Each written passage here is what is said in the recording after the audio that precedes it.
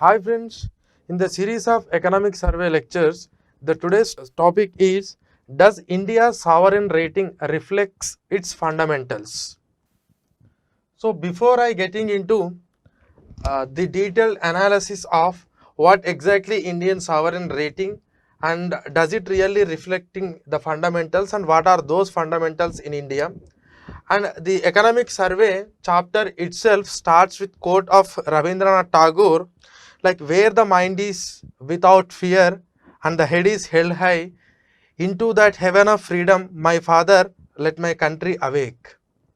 So what exactly that fear and what exactly that fear we must remove out of our minds.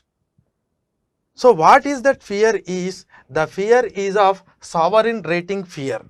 Sovereign rating fear. So what is this sovereign rating? Generally, sovereign rating is a rating given to they give to our economy's performance on some parameters by the international credit rating agencies, and this rating is necessary for the investors to invest in your country. So generally, if an investor want to invest in our country, just they will look into our sovereign ratings given by the international credit rating agencies. But we used to have lot of fear about the sovereign rating. See, in our developmental process, we need to maintain sometimes a fiscal deficit. That means we need to go for a borrowing. Sometimes there might be a decline in GDP, and sometimes you need to do imports more and more in order to meet your domestic demands, and sometimes you need to stop the exports in order to regularize the prices in our domestic economy. So whatever the measures that you take in this economy, that is going to affect our sovereign rating. But the question here is, whatever the sovereign rating that we are getting from the international credit rating agencies, does it really reflecting the fundamentals of our economy? That means the trajectory in which we are moving and the trajectory in which the sovereign ratings are giving, are the tracking same or they are antithetical? That means are they in coherence or they are in opposite? So that is what we need to analyze in this chapter. And in this chapter, the economic survey has clearly said, like the rating agencies are showing lot of bias towards developing countries, especially India and China, when they are giving this sovereign rating.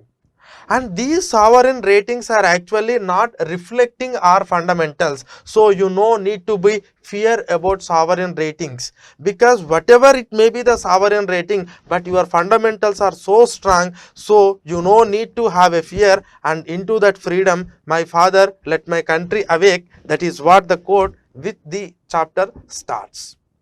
Now in this chapter, we'll getting into, so what are the sovereign rating agencies? See, there are some internationally reputed sovereign credit rating agencies like S&P, Standard and Poor, and Moody rating, Moody and Fitch. So these are the credit rating agencies. They provide the sovereign rating to our country. But if you observe clearly the past India sovereign rating, and India was entered into the world tops economy. Last year it was world's 5th largest economy in terms of GDP wise, and once already India entered into the world 3rd largest GDP in terms of PPP, purchasing power parity. So when India enters into that PP 3rd largest in terms of PPP wise, or when India enters into the list of first 5 largest countries, or if China, when it enters into the world's 5th largest economy in the year 2005, the rating that was given to both India and China is very less compared to the other Western countries when they enter into that 5th position. That means when some Western country has entered into that 5th position, the rating which was given to those countries is far superior than the developing countries when they enter into the 5th position. So why this discrimination is happening? And what's wrong with the developing countries? And when some country enter into that fifth largest position, you have given some good rating called AAA, and when India enters into that position, you give like BBB minus or BAA3, or for the China they have given A minus and A2. See these BAA, AA2, BAA, BAA minus, so these gives you the different levels of rating. And regarding these ratings, economic survey has clearly mentioned, you can see, and there actually they have clearly explained which is good, and after that what the rating comes next, and after that what the rating comes next, that they have given in a clear cut manner in our economic survey. So you should have get AAA rating, that means AAA rating, but unfortunately you haven't get that in spite of you are a fifth largest economy. That means somewhere it is something wrong, and it happened twice. And in economic survey there was a detailed analysis like between 1991 and 2000, when we have maintained, and even up to 2011, when we have maintained a highest level of growth in the history of India. It's an average 6% per annum. In spite of that high amount of growth, we haven't get the required amount of sovereign rating. So we have done they have done injustice to for us. That is what economic survey tells us. If you see that clearly the analysis and the map that was mentioned in economic survey. So okay, when it comes to the sovereign rating, okay, what exactly the sovereign rating tells about what parameter of your country. Anyway, they will consider lot of parameters in order to give the rating, but ultimately what it gives you, and what it gives you means sovereign rating is nothing but it's a credit rating map, is about the probability of default. Default of what? Default of the loans which you have taken.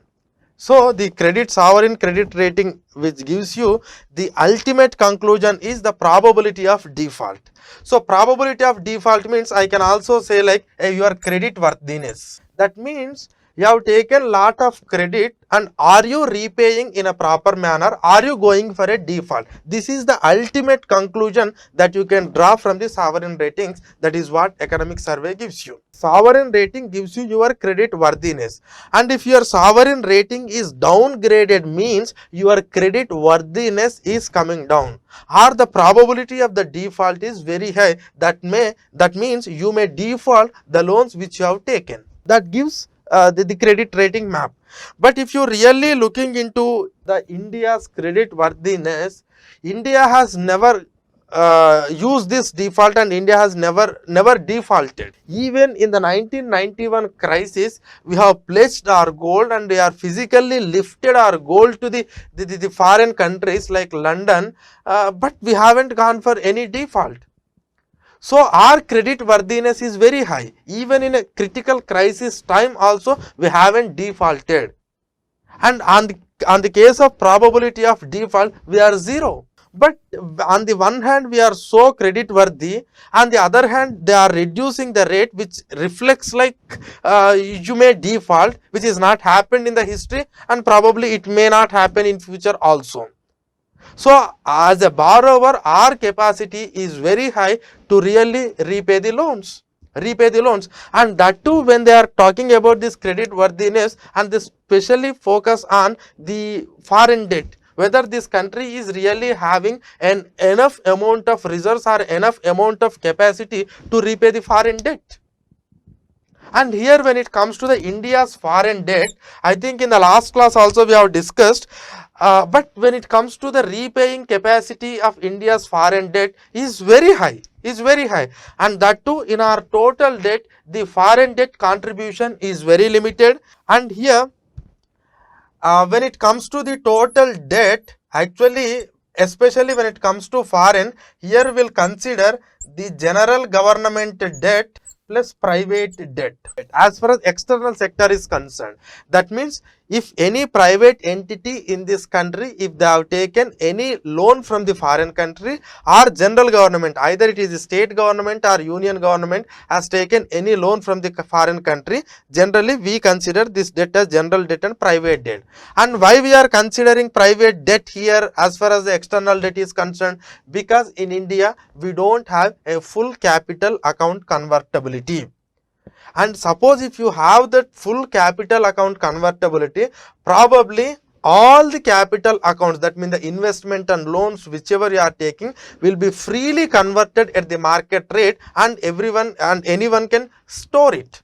But because of this partial convertibility in the capital account, and whoever the borrower from India is suppose borrowing or taking as a debt in foreign country, they have to bring that forex reserves to the Reserve Bank of India, and again they have to exchange into the Indian rupees, and they need to bring again when they are repaying, they have to bring that rupees to the, they have to take that rupees to the Reserve Bank of India, again they have to convert that into foreign exchange and they have to repay. So here Reserve Bank of India is a medium and they are regulating the forex because we don't have the full capital account convertibility. So that is the reason why as far as the debt is concerned, we consider both general debt and private debt. Okay. When it comes to even general debt and private debt, so again there are two parts in this debt, long term debt and short term debt. So when it comes to the short term, that too it is if it is a non-governmental debt, that is 19% of the total debt. The non-governmental short-term external debt, that means even if you want to repay the private debt also, as far as external debt is concerned, it is very minimal. And that too we are maintaining a comfortable level of forex reserves of $590 billion. Now tell me, is there any scope for Indian economy to go for a default as far as its external debt is concerned, even if you include the private debt? So that means our default probability is zero. So that is what we need to understand first before we getting into the sovereign ratings.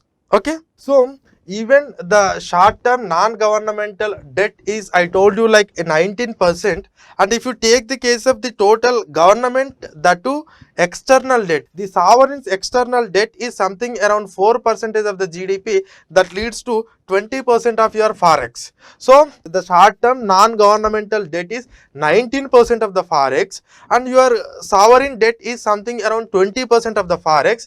Then how can you say like India will going to default? This is something wrong. And even if you look at the international literature, there is lot of literature that has written on these credit rating agencies, how biased they are. So you need to be very careful about the sovereign ratings. See, sometimes you may get a question like, what is a sovereign rating, and do you think like the sovereign ratings are reflecting the realities or the fundamentals of Indian economy? So now you need to write what is a sovereign rating and who are going to give the sovereign rating and what exactly sovereign rating indicates. And when it comes to the India's fundamentals, what are the India's fundamentals and how they are behaving and how the sovereign rating is behaving, you need to write, because this was the new idea mentioned in the economic survey. So there is an every possibility that you may get a question. Okay, so the point you need to understand is how sovereign ratings are behaving and how India's fundamentals are behaving. Okay, now I am coming to that. And here in our economic survey, they have plotted a different graphs. That means whether they are maintaining positive correlation with some of the aspects of our country. And if you, there are series of graphs that they have drawn here, like the sovereign credit rating to the growth rate of the country, the sovereign credit rating with the inflation of our country. So with the inflation, it is maintaining a negative correlation, and with the growth rate, they are maintaining a positive correlation. That means if the growth is increasing, sovereign rate is increasing, and if the inflation is increasing, the sovereign rate is decreasing. And if the general government debt is maintaining relation, and there is a concept called cyclically adjusted primary balance. So whatever the cyclical adjustment that you are doing, unfortunately it is not having any relation with respect to the sovereign credit ratings. And if you take the case of current account balance, yes, if you are maintaining a balance, you are getting a positive the sovereign credit rating. That means they are maintaining a positive correlation. That means the graph is the line is upward. And even when it comes to again investor protection, with respect to the investor protection, they don't maintain any relations. And political stability, government effectiveness, rule of law, reserve adequacy ratio, rule of law. So these administrative things are again positively correlated with the sovereign credit ratings. Okay, and when it comes to the reserve adequacy ratio, they are maintaining negative. So this is how some of the graphs that they have plotted. And suppose if you are maintaining a growth rate, generally it should be in a positive thing. But if you observe the India's fundamentals, that too the fundamentals like GDP growth rate, are maintaining inflation, or it is a general government debt, or if it is current account balance, or sovereign default, or about political stability, or if it is a rule of law, or if it is a control of corruption, or if it is any ease of doing business. So on these aspects, India has improved a lot and India is performing well. And the consistent performance of India on these parameters is unfortunately not reflected in our sovereign credit ratings. And in the economic survey, they have clearly plotted the graphs. Okay, so what is the level of growth that we are maintaining in the last few years? And when we are maintaining a higher amount of growth rate, in spite of maintaining a higher amount of growth rate, why actually our sovereign credit rating has not increased? In some cases it increased, but unfortunately it not increased along with our growth trajectory. They have given with red color and blue color and green color. Red indicates like it is a reduction, it is reduction in sovereign rating. Green indicates like it is increase in sovereign rating. But the same comparison was made with the inflation also.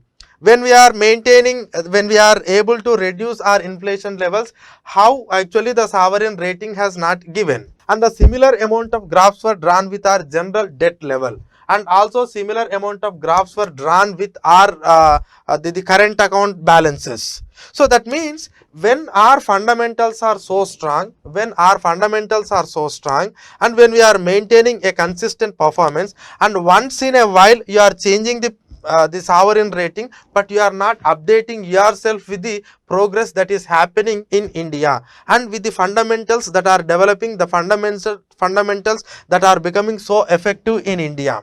So this is the main charge that the economic survey and the chief economic advisor has put on this sovereign credit ratings. So after observing all these things, you must now come to a conclusion like the sovereign credit ratings are not in aligned with the fundamentals of India. Then in which instances the sovereign ratings are really increasing? What exactly the sovereign ratings want to promote in our economy? The sovereign ratings are always want to promote a pro-cyclical policies in the economy. But in the last video or the last chapter, we have discussed how dangerous these pro-cyclical policies. See, when economy is moving in the cycle, the government should always be careful about the counter-cyclical policy measures. You must not allow this go to beyond this level, and at the same time, you must not allow the economy to come to beyond a worse level. And when it is moving in this direction, you need to be counter-cyclical. Again, whenever it is moving, you need to be counter-cyclical. This is what we have discussed in the last chapter. And but your credit rating agencies, they are promoting for a pro-cyclical things, and these pro-cyclical things are the pro-cyclical policies that are promoted by the credit rating agencies will have its own potential adverse impacts on countries like India. But if you take the fundamentals of India, if you take the credit worthiness of the India, if you take the total external debt, both general and private debt, and you compare it with the level of forex reserves, and if you really compare our past history, so these are all fine. but just because you are not following some policies which is promoted by the international institutions like pro-cyclical, you cannot downgrade it. And if you really observe, the instances where our credit rating agencies are downgraded, our credit rating, in that instant, some of the parameters like the Sensex, which is the performance of the secondary market, the forex rate, that means the rate at which you will convert your currency with the foreign country, and also yield on government securities. This is one parameter that gives you like how strong you are in the bond market and what is the level of capital that is available for the governmental spending and corporate spending. And the instances where the credit rating agency is downgraded, in that instant the performance of Sensex and forex rate and yield on government securities is not affected. So whatever the things that they are in your mind, like no, sovereign rating is everything, sovereign rating is a sacred, if sovereign rating comes down everything will collapse, that is something wrong. The key parameters, some of the key parameters which reflects or which show the sentiment of our economy has not at all affected with the downgrading of credit ratings. On the other hand, we are having so positive fundamental parameters. So you no need to go with the credit rating agencies. Maybe they may change their own ideology and we must act in that way to push them to see the realities of a country and provide the credit rating. But otherwise, you no need to buy with these things. And one more conclusion part that what I can say, it's a direct statement from the economic survey. Like while sovereign credit ratings do not reflect the Indian economy's fundamentals, the noisy, opaque, the biased, this is the terms used in economic survey, the noisy, opaque and biased credit ratings damage the FPI flows. So where you will get the problem? You will get the problem as far as FPIs are concerned. FDIs may not directly affect with that because they come and they will see the fundamentals because they are bringing the capital, machinery, everything, so they are so careful. But when it comes to these FPIs, foreign portfolio investments, they are it's a flyaway capital, like they can come in one day and they can move on another day.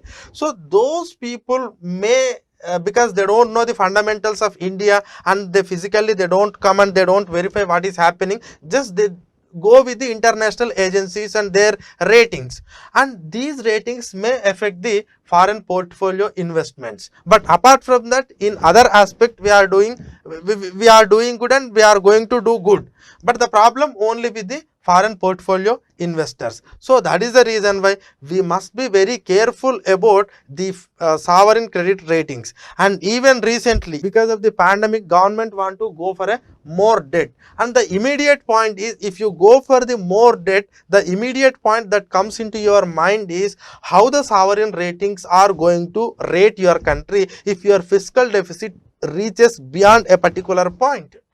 And everyone has expected like 7.5% might be the fiscal deficit for the 2020 and 21, but it went up to 9.5, that is the projection, and immediately you are getting a lot of doubts into your mind. But you no need to, because that may not reflect the Indian fundamentals, but at the same time you are going to have some sort of effect on the foreign portfolio investments. So somewhere the developing world or the emerging economies might looking into this and must expose these biased, opaque and noisy attitude, and we must expose somewhere in the international fora so that we can align the ratings with our fundamentals, then we can expect a good foreign portfolio investment. So this is what something discussed in the economic survey with a chapter called "Does the India sovereign rating reflects its fundamental?" The answer is no. The answer is no. So after this all analysis, no. But where you are going to affect in this front, you are going to affect. So by analyzing the history and with lot of graphs and with lot of data, they come to this conclusion. And you may get any possibility for mains question like what is a sovereign rating, and how do you think like the sovereign rating of India will reflect its fundamentals? Answer is no. Okay, thank you.